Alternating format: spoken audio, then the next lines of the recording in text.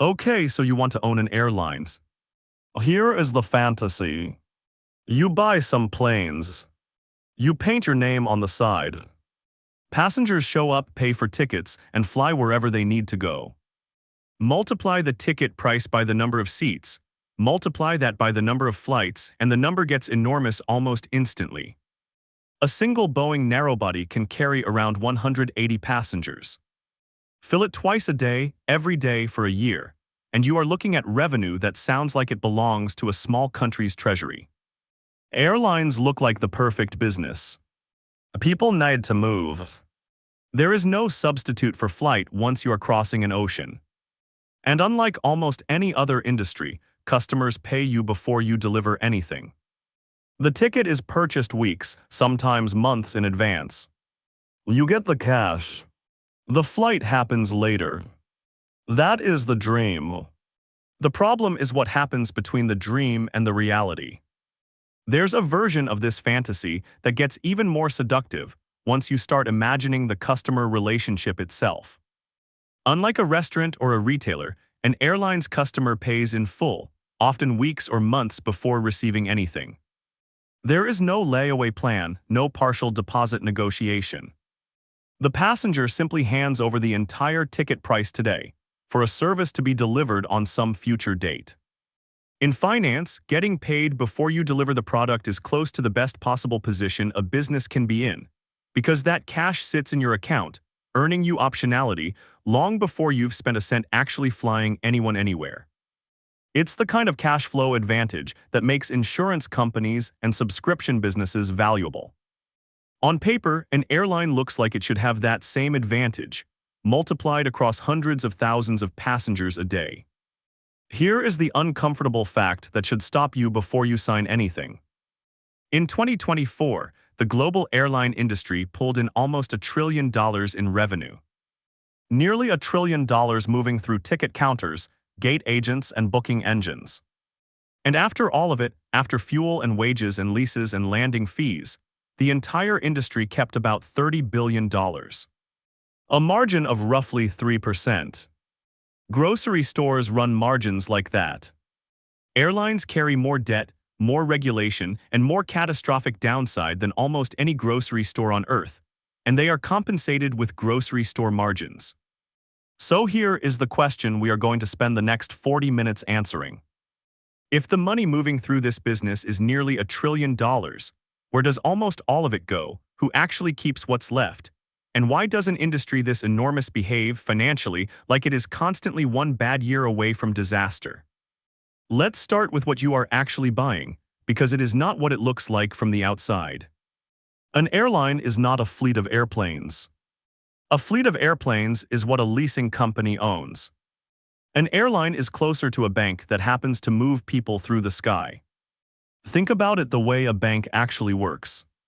A bank takes in deposits, promises to return the money later, and in the meantime uses that money to fund loans and investments.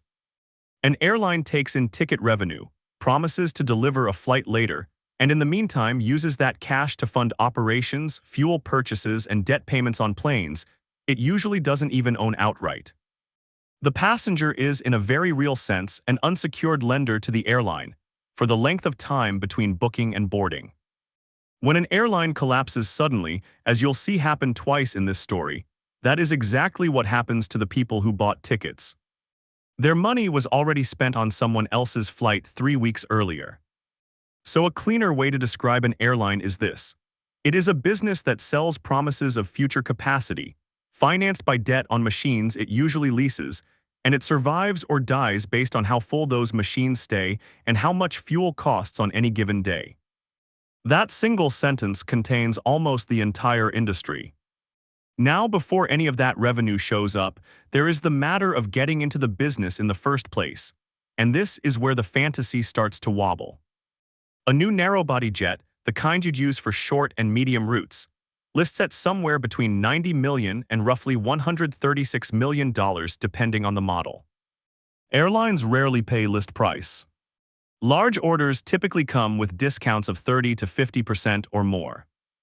But even at a steep discount, a single aircraft still costs tens of millions of dollars, and a viable airline needs dozens of them, not one.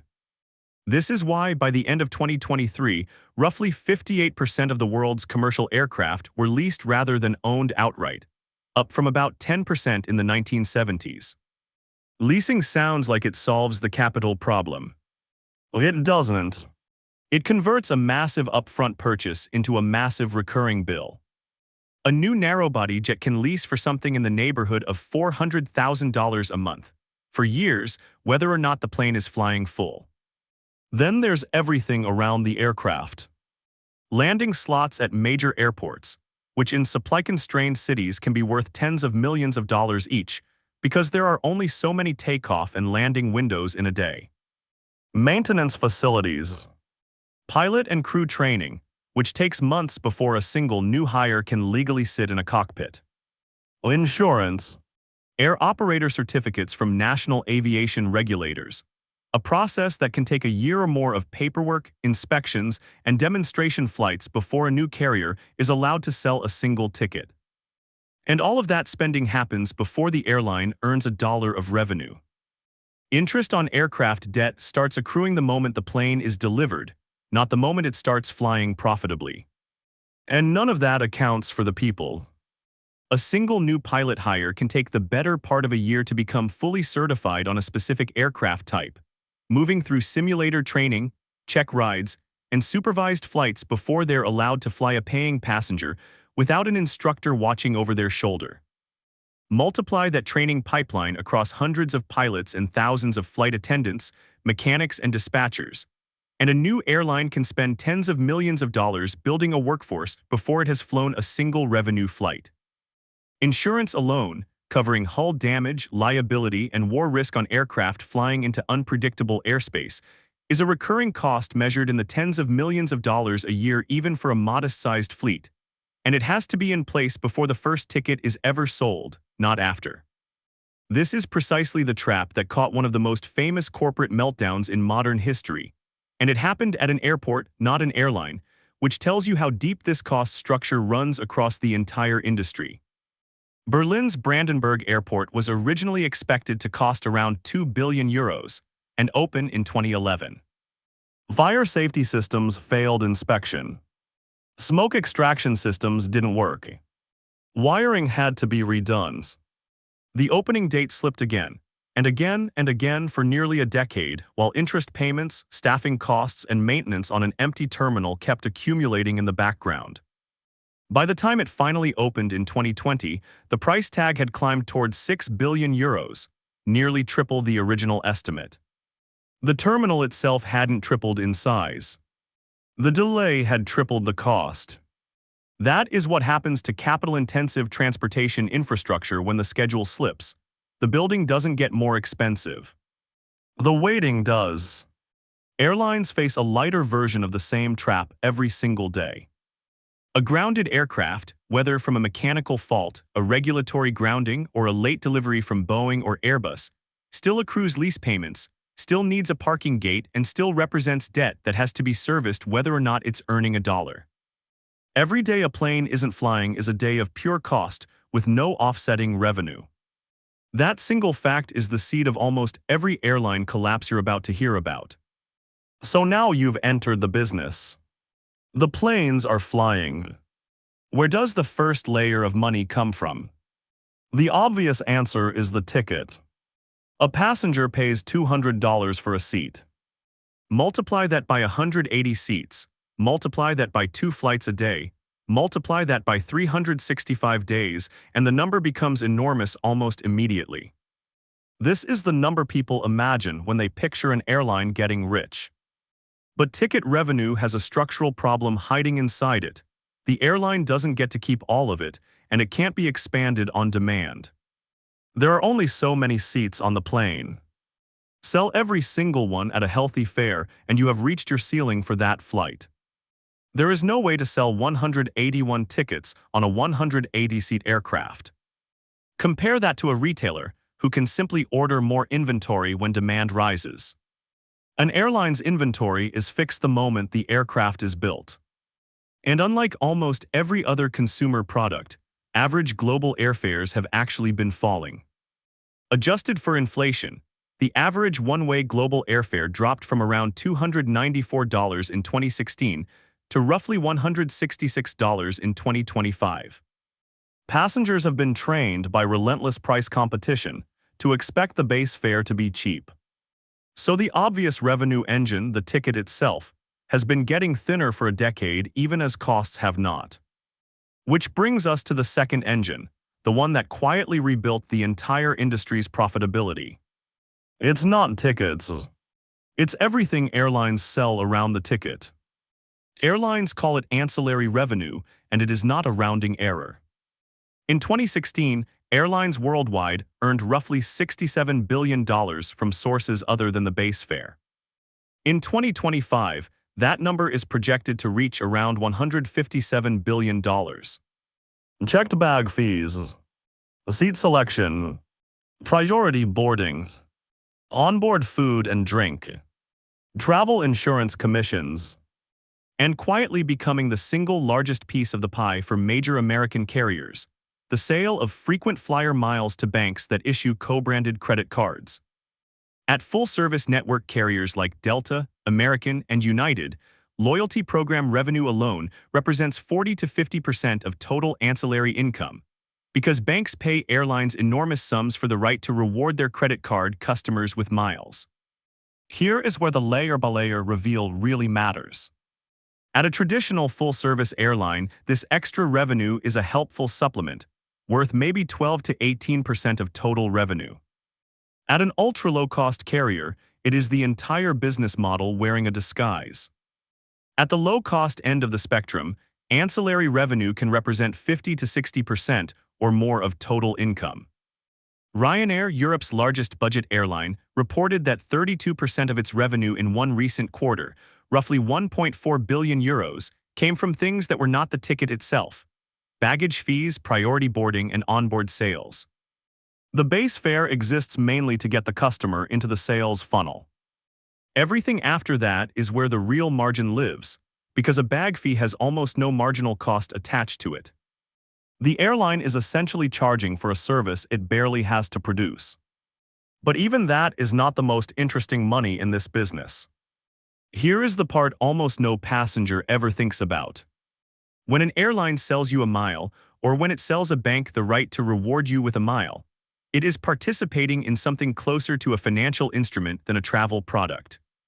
Airlines effectively run a private currency.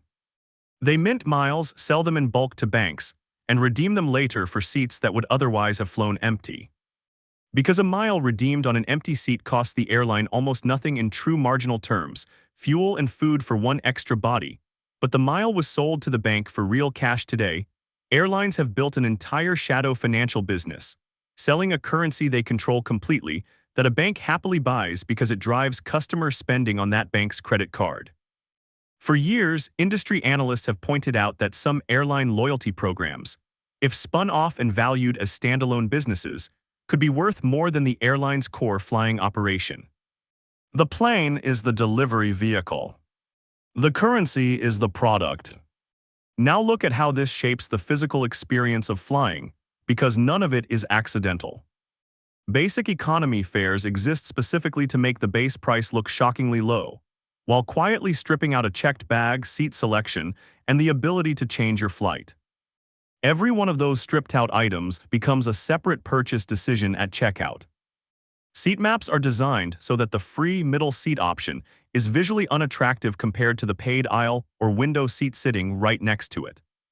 Priority boarding lanes exist not because boarding order actually saves the airline much time, but because standing in a slower line while other people walk past you is psychologically uncomfortable enough that a meaningful share of passengers will pay to avoid it. At United Airlines, seat selection revenue actually overtook baggage fee revenue for the first time in 2023, reaching roughly $1.3 billion, a sign of just how much design and pricing strategy now goes into something as simple as choosing where you sit. Ryanair has gone further, using algorithms with roughly 20 pricing parameters to adjust hand baggage prices in real time, based on route, day, and demand, an approach that pushed hand baggage revenue from about 24% to 34% of the airline's ancillary income. Every one of these design choices follows the same three-step pattern. A small friction is introduced into the free option, the passenger reacts by paying to avoid the friction, and the airline books the difference as nearly pure profit. Boarding groups follow the same logic in a subtler way. Splitting passengers into 5 or 6 numbered groups rather than boarding everyone in one long line does something quietly important. It turns boarding priority into a status symbol and a purchasable convenience at the same time. So a passenger who might never pay extra for a better seat will sometimes pay for an earlier boarding group simply to guarantee overhead bin space for a carry-on bag. That single design choice, invisible to most travelers as a deliberate revenue mechanism, has become one of the fastest-growing categories inside the broader ancillary revenue business, precisely because it monetizes something passengers didn't realize was scarce: the overhead bin, without the airline ever needing to touch the base fare. None of this design work is really about psychology for its own sake. Every choice, from the seat map to the boarding lane to the exact wording on a basic economy fare rule, exists because someone in a revenue management department modeled the financial outcome first and the passenger experience second. That's the revenue side of the machine, and it looks genuinely impressive. Now we have to look at the other side, because this is where the fantasy collapses into the reality. Fuel is usually the single largest or second largest cost for an airline, and it is also almost entirely outside the airline's control. A single spike in the price of oil can wipe out a year of careful cost management in a matter of weeks. Labor is enormous too. Pilots, flight attendants, ground crews, mechanics all represent large fixed payrolls that don't shrink just because fewer people are flying that quarter. Add in leases on the aircraft, landing fees, airport gate charges, air traffic control charges, insurance, maintenance, and interest on debt, and you have a cost structure that is overwhelmingly fixed. A grounded plane still owes its lease payment. A furloughed pilot on guaranteed pay still costs money. An airport gate under a long-term contract still has to be paid whether the flight happens or not. Break the fixed cost list down a little further, and the shape of the danger becomes even clearer. Aircraft lease payments are contractual, often locked in for a decade or more, and due whether the plane flies full or sits empty on the tarmac. Pilot and crew pay, particularly under union contracts common at larger carriers, often includes guaranteed minimum hours regardless of how many flights actually operate. Airport gate leases and slot fees at major hubs are frequently multi-year commitments because airports themselves need predictable revenue to fund their own enormous infrastructure costs, so an airline can't simply hand back a gate the month demand softens. Debt service on the aircraft fleet, whether financed directly or embedded inside a lease, behaves exactly like a mortgage. It is due on schedule in good months and bad, and missing a payment can trigger cross-default clauses that make every other lender nervous at once. Layer maintenance schedules on top of that, since major inspections and overhauls are required by regulation on fixed calendar and flight hour intervals, whether or not the aircraft has been generating revenue in between, and you start to see just how little of an airline's cost base actually flexes downward when a bad quarter arrives. Here is the sentence that explains almost every airline bankruptcy in history: the revenue disappears the moment passengers stop flying. The costs do not. That mismatch, enormous fixed costs sitting on top of wildly unpredictable revenue, is the central trap of this entire industry. It doesn't announce itself as a crisis. It starts small. A modest rise in fuel prices. A slightly softer travel season. A currency that weakens against the dollar, making fuel, which is priced in dollars, more expensive in local terms. On their own, none of these things sink an airline. But airlines run on razor-thin margins to begin with, so a cost increase of even a few percentage points can turn a profitable quarter into a loss-making one. And once losses appear, credit becomes more expensive, which raises the cost of financing the very aircraft the airline needs to keep flying, which increases costs further, which deepens the losses. One problem doesn't stay one problem. It becomes a chain reaction that moves through fuel contracts, into debt covenants, into supplier confidence, into the willingness of banks to extend one more short-term loan to make payroll.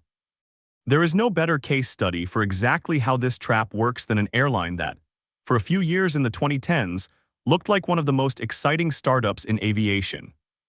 WOW Air launched in Iceland in 2011 and 2012, the brainchild of entrepreneur Skuli Mogensen, who had previously built and sold a mobile software company. The pitch was brilliantly simple. Use Iceland's location, roughly halfway between North America and Europe, as a low-cost connecting hub and sell transatlantic tickets so cheap they seemed almost unbelievable. WOW advertised fares as low as $69 one way from the United States to Iceland, and it worked. The airline carried over 400,000 passengers in 2013 and hit its 1 millionth passenger by the end of 2014. By 2015 and 2016, WOW had expanded to the United States and Canada. Growth looked effortless. Then WOW made the decision that would define its ending. To reach further markets, including a planned expansion into India and additional destinations across Asia, the airline brought in widebody Airbus A330 aircraft, planes designed for long, heavy routes, with fuel consumption far above the narrowbody jets WOW had built its low-cost model around. At the same moment, the price of jet fuel was climbing sharply, roughly doubling between early 2016 and early 2018, and continuing to rise through 2018. WOW's entire competitive identity was built on selling tickets close to, or in some cases reportedly below, the actual cost of flying the route, a bet that only works if fuel stays cheap and the airline can fill enough seats with high-margin connecting traffic to cover the gap. When fuel costs rose and the widebody jets added a heavier fuel bill on top of that, the math that had worked in 2014 simply stopped working in 2018. The warning signs appeared through the second half of 2018. Trouble first became visible around October. The airline's founder personally injected roughly €5.5 million of his own money to keep operations running, a gesture that bought time, but nowhere near enough capital to offset the fuel increase. A planned acquisition by Icelandair fell apart in late November because WOW couldn't meet the conditions set before a shareholder vote. Talks with the private equity firm Indigo Partners, which had once looked like a lifeline, collapsed as well. In a last attempt to survive, creditors agreed to convert 49% of WOW's debt into equity, but that still left the airline needing someone to fund the other 51%, and no buyer materialized. At 8 in the morning on March 28, 2019, WOW Air ceased all operations immediately.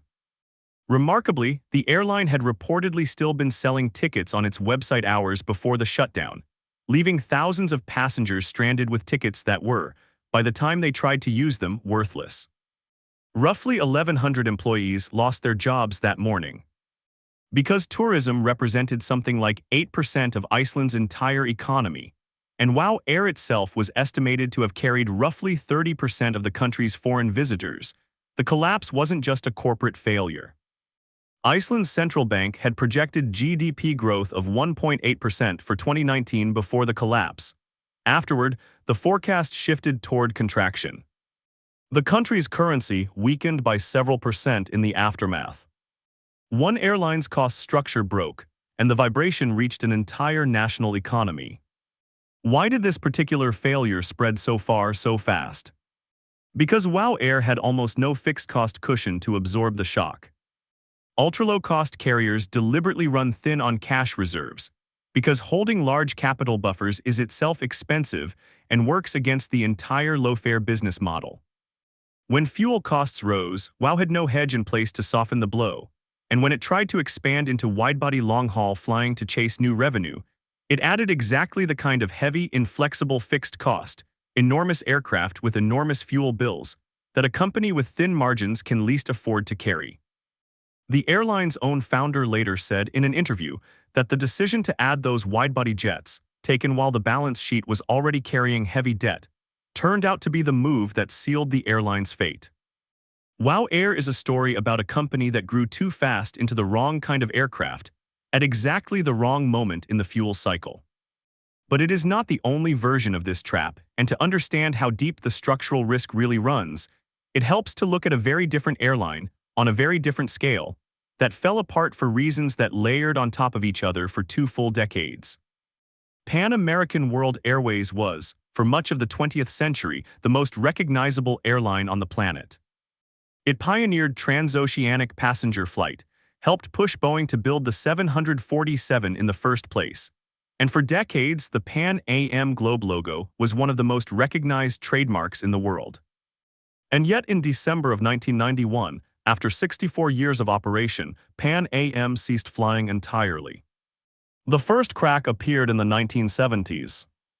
The OPEC oil embargo sent oil prices from around $3 a barrel to roughly $12 almost overnight, and Pan Am's fleet of large 747s, aircraft built for an era of assumed cheap fuel, suddenly became an enormous financial burden. By 1976, the airline had accumulated roughly $364 million in losses over 7 years and was carrying close to $1 billion in debt. Then, in 1978, the United States passed the Airline Deregulation Act, dismantling decades of government control over domestic routes and fares. This is the moment that appeared at the time like an opportunity. In practice, it meant new low-cost entrants, including a scrappy young Texas carrier called Southwest Airlines, could suddenly undercut established giants on price. Pan Am had a problem those new entrants didn't have. It was purely an international carrier with no domestic American route network to feed passengers into its overseas flights. To solve that, in 1980, Pan Am spent roughly $437 million to acquire National Airlines and its domestic network. It looked reasonable on paper. In practice, the acquisition proved costly and difficult to integrate, adding fresh debt at exactly the moment competition was intensifying. Through the 1980s, Pan Am kept the lights on by selling its most valuable possessions. It sold its Pacific division. It sold its landmark Manhattan office building. It sold the intercontinental hotel chain it had built. Each sale raised cash in the short term, and each sale quietly shrank the very network that was the airline's core asset. Then, on December 21, 1988, Pan Am Flight 103 was destroyed by a terrorist bomb over Lockerbie, Scotland, killing 270 people. Beyond the human tragedy, the bombing triggered a $300 million lawsuit, federal fines for security failures, and a collapse in passenger confidence that the airline never recovered from. International bookings, particularly among American travelers who had long been Pan Am's core customer base, fell sharply and stayed down. By January 1991, Pan Am filed for bankruptcy protection, attempting one last restructuring with help from Delta Airlines, which agreed to buy Pan Am's remaining transatlantic routes, its Frankfurt hub, and its Northeast shuttle for around $1.4 billion. The plan called for a smaller, reorganized Pan Am to keep flying with about 60 aircraft. It didn't work. The Gulf War in late 1990 and 1991 pushed fuel prices up again and depressed international travel demand right when the reorganized airline needed it to recover. By November 1991, revenue was falling well short of the reorganization plan's projections, and Delta estimated Pan Am was losing roughly $3 million a day. On December 4, 1991, Pan Am operated its final flight from Bridgetown, Barbados to Miami. Around 7,500 employees lost their jobs. 2 years later, the company's Globe logo and trademark were auctioned off in bankruptcy court for $1.3 million, a strange final price tag for what had once been one of the most recognized symbols in the world. Notice how different this failure is from WOW Air's, even though both end in the same place. WOW Air collapsed because a young, thinly capitalized company with almost no margin cushion made an aggressive bet on wide-body expansion right as fuel prices spiked. Pan Am collapsed because an aging, previously dominant company spent 2 decades absorbing one shock after another, an oil crisis, a deregulation that erased its historical protection, a debt-funded acquisition meant to patch a structural weakness, a terrorist attack that damaged the trust it had spent 60 years building, and one more fuel spike arriving at the exact moment it had no reserves left to absorb it.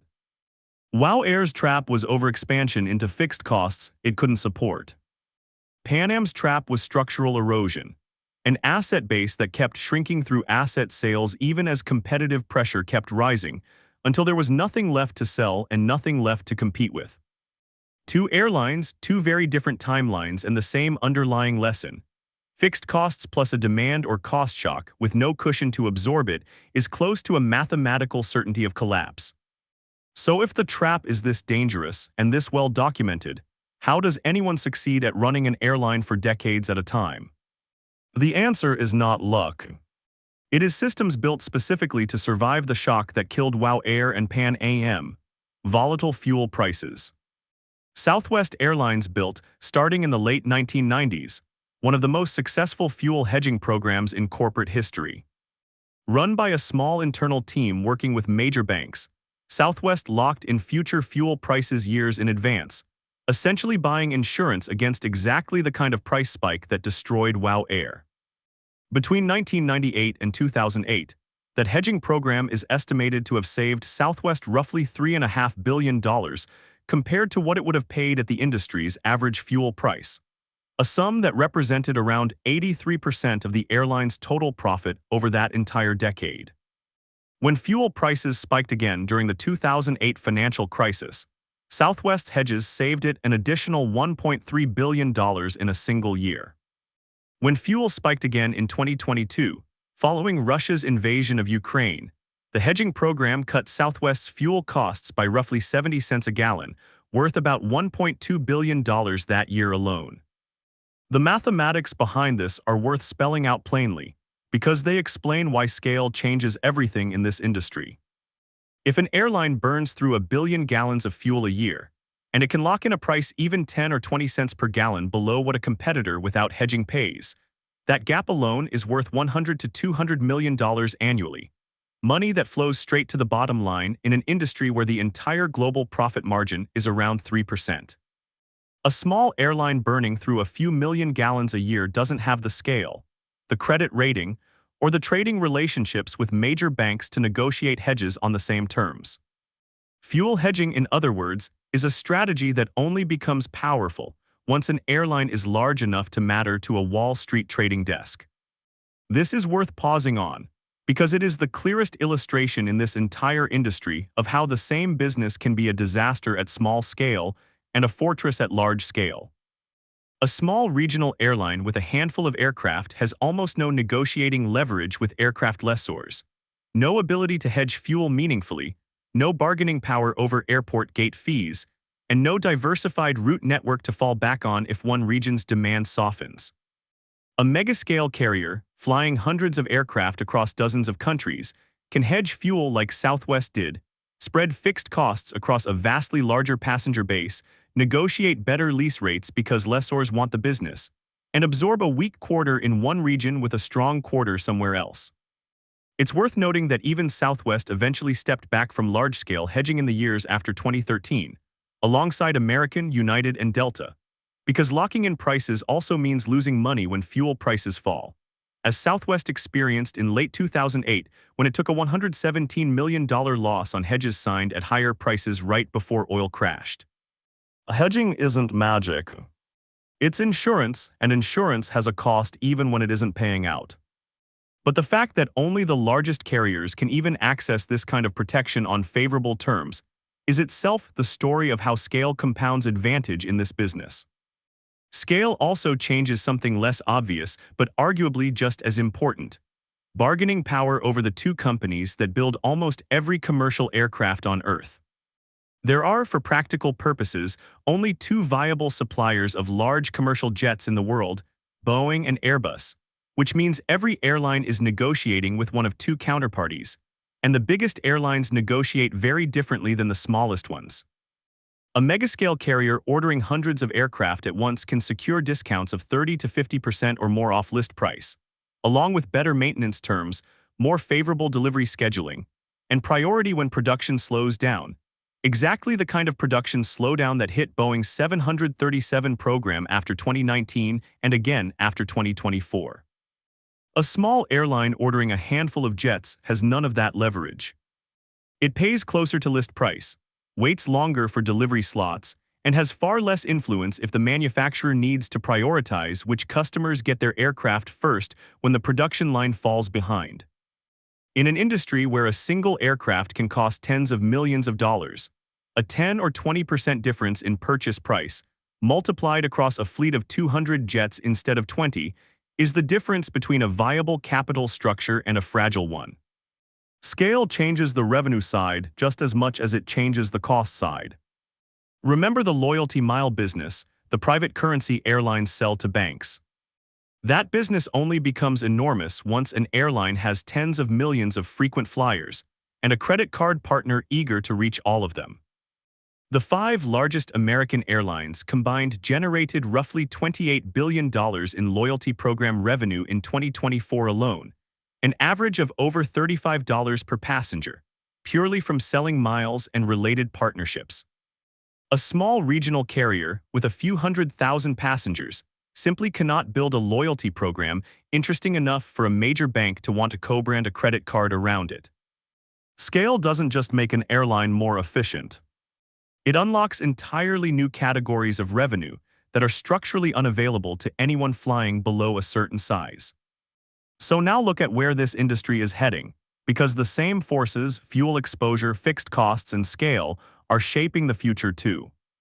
Fuel remains the single biggest variable, and the industry's answer has increasingly been more efficient aircraft, like the newest generation of narrow-body jets, which burn meaningfully less fuel per seat than the aircraft they replace. That's a direct, quantifiable cost reduction, which is why airlines keep placing enormous orders for new aircraft even during periods of financial stress. At the same time, Boeing's own production troubles, including the fallout from the 737 MAX groundings following 2 fatal crashes in 2018 and 2019, and further disruption after a door panel blew out on an Alaska Airlines flight in January 2024, have slowed aircraft deliveries industry-wide. Fewer new, more efficient jets reaching airlines on schedule means some carriers are stuck flying older, thirstier aircraft longer than planned, which raises fuel costs at exactly the moment competitive pressure keeps fares low. That is a future risk directly connected to money. A shortage of new aircraft doesn't just delay an airline's expansion plans, it locks in higher fuel bills for years. Ancillary and loyalty revenue will almost certainly keep growing as a share of the business, because the data on it is unambiguous. It grew from roughly $67 billion industry-wide in 2016 to a projected $157 billion in 2025, even as base fares kept falling. Airlines have discovered that dynamic, algorithm-driven pricing on things like seat selection and bag fees, adjusting prices in real time based on route and demand the way hotel rooms or rideshares are priced, can meaningfully increase revenue per passenger without touching the headline fare that shows up in a search engine. Expect this to expand further into bundled subscription products, along the lines of programs already being tested that let frequent flyers pay an annual fee for a package of perks, effectively turning air travel into something closer to a retail membership model layered on top of transportation. And regulation is starting to push back. Government agencies in the United States and Europe have begun scrutinizing so-called junk fees, arguing that unbundling essential services like carry-on bags into paid extras has gone too far, and airline industry groups have challenged some of these rules in court, arguing regulators are overstepping their authority. Whichever way that fight resolves, it is a direct fight over one of the largest and fastest-growing profit centers in the entire industry, which tells you just how much money is actually at stake in something as small-sounding as a bag fee rule. There are other forces moving through this business that connect just as directly to the same fixed cost and revenue questions we've spent this whole story unpacking. Airlines are pushing automation and self-service technology, biometric boarding gates, automated bag drop, AI-assisted crew scheduling, and route planning, not because it makes for a flashier passenger experience, but because labor is one of the largest fixed costs on the books, and shaving even a few minutes of gate time or a few positions off a ground crew multiplied across thousands of daily departures turns into real money at scale. Automated crew and network planning tools can also improve aircraft utilization directly, squeezing an extra rotation or 2 out of a fleet each week, which matters enormously in a business where an idle aircraft is one of the most expensive things in the world to own. Interest rates matter here in a way that's easy to overlook. Because so much of the industry's fleet is financed through leases or aircraft-backed debt, a period of higher interest rates raises the cost of every new aircraft delivery and every refinanced lease, squeezing margins in an industry that was already operating at roughly 3%. A carrier that expanded aggressively during a period of cheap borrowing can find its fixed costs rising sharply the moment that debt needs to be rolled over into a higher rate environment, without a single additional passenger boarding a single additional flight. Demographics and shifting travel patterns matter too. Leisure travel, business travel, and long-haul international demand don't move together, and a carrier overly dependent on one segment is exposed if that segment softens. The way business travel never fully returned to its pre-pandemic volume on many routes, even as leisure travel boomed back. Airlines that diversified their revenue across leisure, business, and cargo have generally proven more resilient than airlines that leaned heavily on one segment. Cargo in particular has quietly become an important stabilizer for some carriers, since belly-hold cargo space on passenger aircraft can be sold independently of passenger seats, turning otherwise wasted capacity into an additional, less fare-sensitive revenue stream. Every one of these developments answers the same three questions. Does it increase revenue, the way loyalty programs and dynamic ancillary pricing do? Does it reduce cost, the way automation and more fuel-efficient aircraft do? Or does it create a new risk, the way higher interest rates and aircraft delivery delays do? An industry running on a 3% margin has almost no room to get any of these forces wrong at the same time. There is one more detail worth sitting with from the Pan Am story, because it reveals something structural about this industry that goes beyond any single airline's mistakes. A route network is, in a very real financial sense, an airline's core productive asset, the equivalent of a factory's machinery or a bank's loan book. Pan Am spent the 1980s selling off pieces of that network, and its hotels and its headquarters building one at a time to raise short-term cash. Each sale solved a cash problem for a quarter or two. Each sale also permanently shrank the company's ability to generate future revenue, because a route sold to Delta or United never comes back. This is the slow-motion version of the same trap that killed WOW Air in an instant. Spending down the very asset base that produces your revenue in order to cover costs that never stopped accruing. WOW Air did it by adding fixed costs faster than its thin margins could support.